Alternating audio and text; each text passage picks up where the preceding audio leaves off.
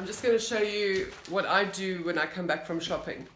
With my Ecolite, I just spray the table because the bag, if you're using your own bag or other people's bags, it's been touching something, so it goes onto there. Then I take everything out. This is for the various programs that I'm going to be doing.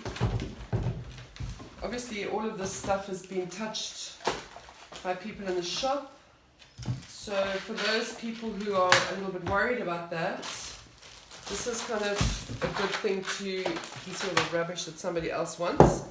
Right, so here we go. What I do now is I literally spritz everything because this is non-chemical and it does kill 99.9% of all known pathogens. And this has been tested with things like coronavirus. Please just go online and research it. And then I spray my bag, because this is now going to go back into my handbag.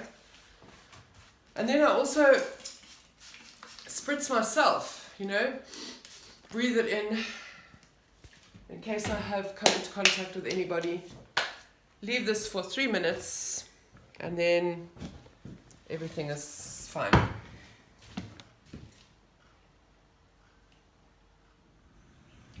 Hi, today I'm going to do two things. I'm going to do brownies in the morning and then I'm going to do the burritos this afternoon. The brownies are an adaptation of Martha Stewart's recipe, which I really love. I've tried so many different recipes and this is the one that I really like. So inside here I've got 225 grams of dark chocolate at 70%, and I've got half a cup of butter.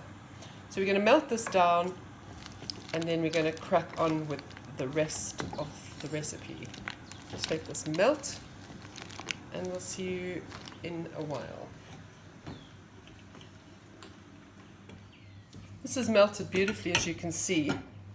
So I'm going to remove this now and I'm actually going to put it into here to cool marginally because this dish is not going to be big enough to add the rest of the ingredients, and I want this to cool and give me space to do the rest of the stuff.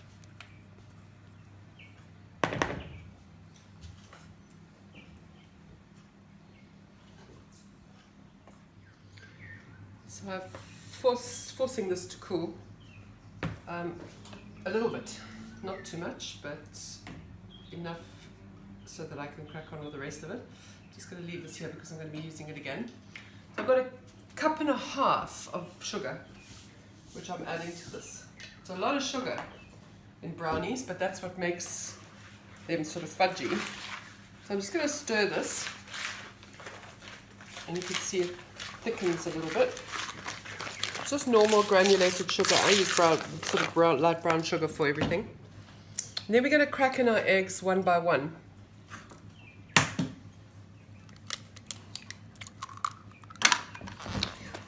This is quite an important step, to whisk it in briskly. And the reason for whisking it briskly at the end is because that's actually what gives you that shiny, cracked top in brownies that is so aesthetically pleasing.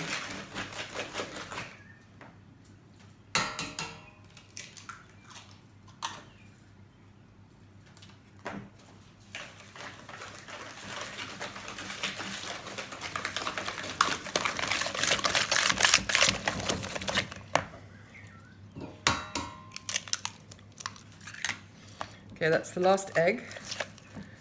Now we're just going to whisk this in and give it a couple of minutes. Or, not as long as that, but.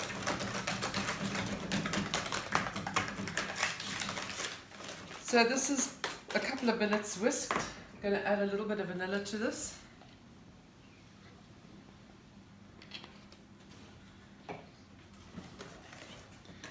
And then I'm going to add a little bit of salt. This is about half a teaspoon. Salt and chocolate, marriage made in heaven. So I'm going to add a little bit to this, but I'm also going to sprinkle some on the top. I've got 3/4 of a cup of normal cake flour, plain flour.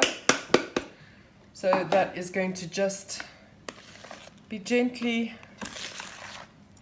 folded in more than whisked, which helps the crumbs stay tender and not working the glutens to make it a tough cake. This recipe is lovely because this is not a cake style brownie. This is a really dense fudgy style brownie, which for me is what a brownie is all about. Right, let's get rid of this. Give this a final mix in. Make sure that there's no clumps of flour sitting on the bottom. I've cracked some almonds in my pestle and mortar. Just going to add those. Stir those through. In the meantime, my oven has been preheating to 175. And now I'm going to add what's left of my chocolate chips.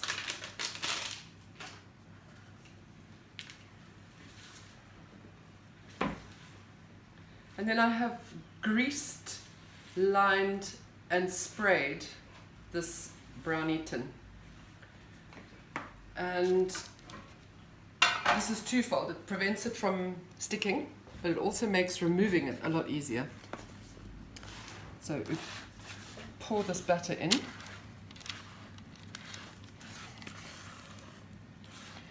Rich, decadent, chocolatey heaven.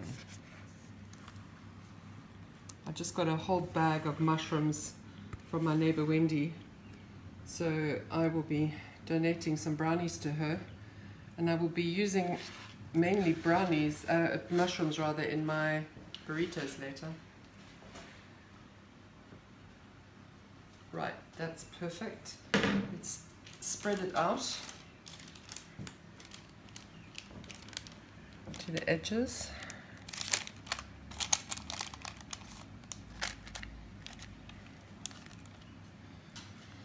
And then just give it a scrape.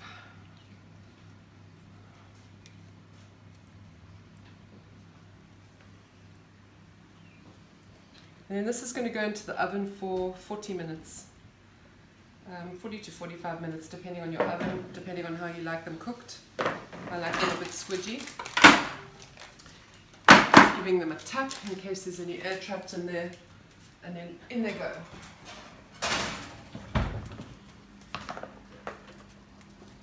I'm checking this 4 minutes early because I like them squidgy inside, and because, as you know, this oven is quite hectic. So I'm just going to have a poke. I can't, I've got no knife, to see exactly how squidgy this is. It's coming out clean, so this is more than well enough done for me. I'm going to leave this to cool in here and then take it out, let it cool on a rack, and then we can cut it up and then you'll see what it looks like inside. This for me is the pièce de résistance. I'm using this carefully hoarded fleur de sel that my daughter brought me from Ibiza years ago, or a couple of years ago, thereabouts. And I'm just going to put this on top. I could have put it on the wet mixture, but I actually want it to sit on top. I don't want it to be absorbed into the mixture because I've already put salt into the mixture.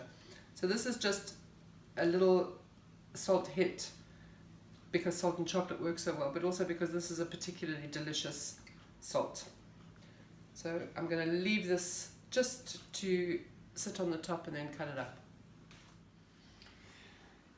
Okay, have a look at this. I'm going to cut up this brownie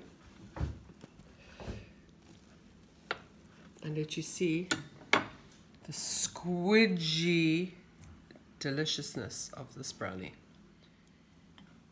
I'm now going to give some of these to my neighbor, and then we will enjoy some for tea just before we make the next thing, which is the burritos.